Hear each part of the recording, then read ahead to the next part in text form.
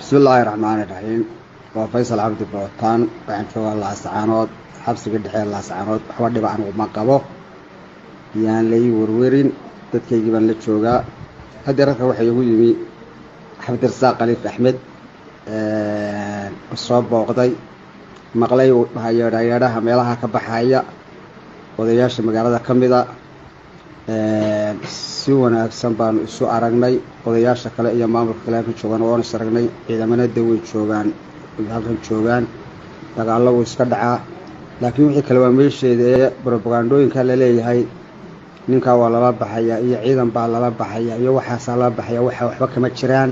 anigu goob ammaan baan joogaa dadkii oo dhan baa ii shaqaynaya anka lagu calool fayoogaado dadka yaan la qamaaminin iyo la alaaminin wixii dhacay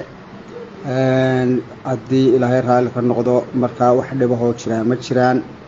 hadeer anigu waxaan u soo diray kliibka cabdirasaaq ali baan soo diray oo halkan la jooga isna waxa uu diraya doona dadka